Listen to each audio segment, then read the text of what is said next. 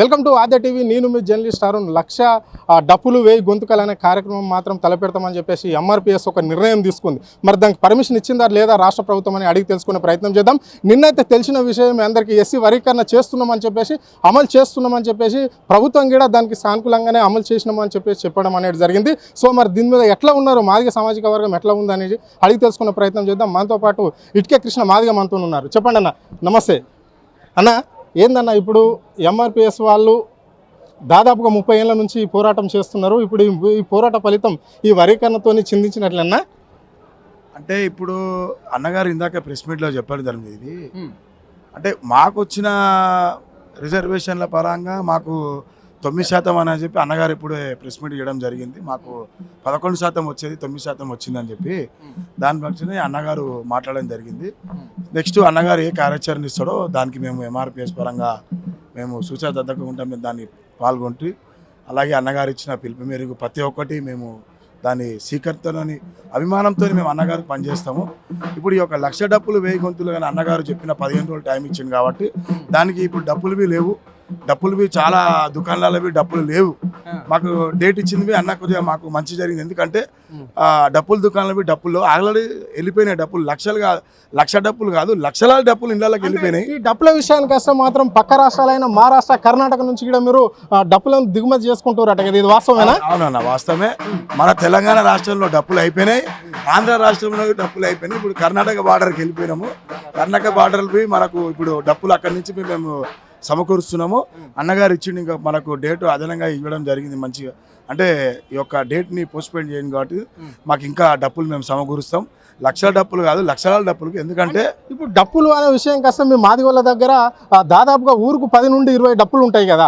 అంటే ఇప్పుడు మీకు సపోర్ట్ చేస్తున్న అన్ని వర్గాల కోసం మీరే కొనిపెడుతున్నారా, లేకుంటే వాళ్ళే మీకు కొనుకొచ్చి మాదిగ వాళ్ళకి ప్రతి ఒక్క ఇంటింటికి డప్పించడానికి అక్కడ ఉండే మీకు ఎవరైతే సపోర్ట్ చేస్తున్నారో యావత్తు పార్టీల వాళ్ళే కావచ్చు, లేకుంటే కుల సంఘాలే కావచ్చు, అంటే ఇప్పుడు గ్రామాలలో ఉండే బీసీలు కావచ్చు, రెడ్డిలు కావచ్చు, అందరు ఇట్లా వాళ్ళు కూడా డప్పులు వేసుకోవడానికి రావడానికి ప్రయత్నం చేస్తున్నారా? ఇప్పుడు మాదిగ వర్గం ప్రతి ఒక్క ఇంటి నుంచి డప్పు వెళ్తుంది. అలాగే మాదిగ ఉపకులాలు, అలాగే ఎస్సీ ఎస్టీ బీసీలు చాలా మంది మైనారిటీలు రావడం జరుగుతుంది.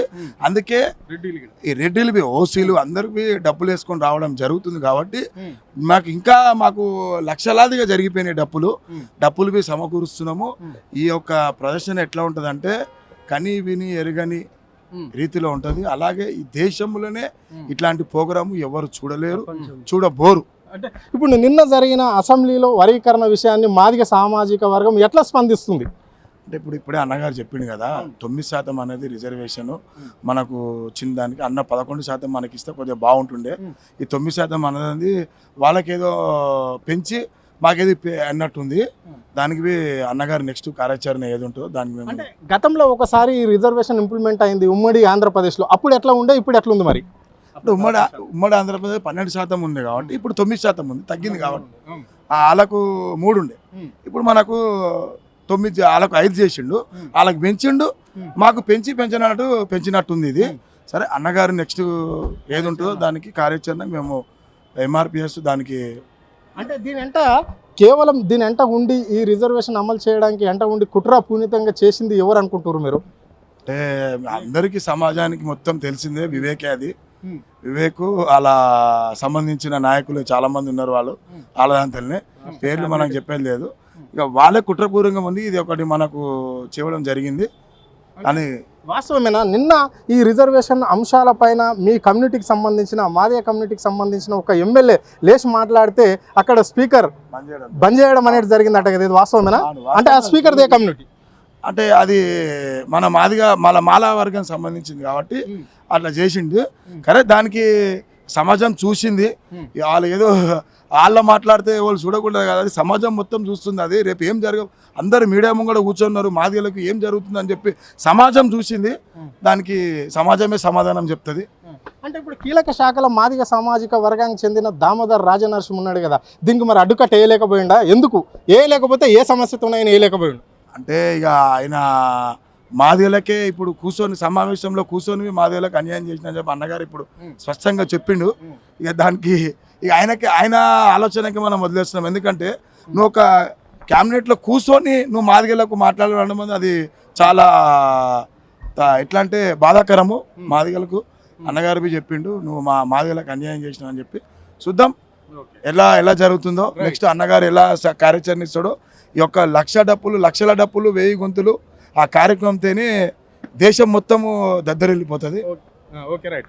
ఇది తాత్కాలికంగా రేపు జరగబోయే 7వ తారీఖు నాడు జరగబోయే 1000 గొంతుకలు 1,00,000 డప్పులు గుండె చప్పుడు అనేది మాత్రం తాత్కాలికంగానే వాయిదా వేయడం జరిగింది.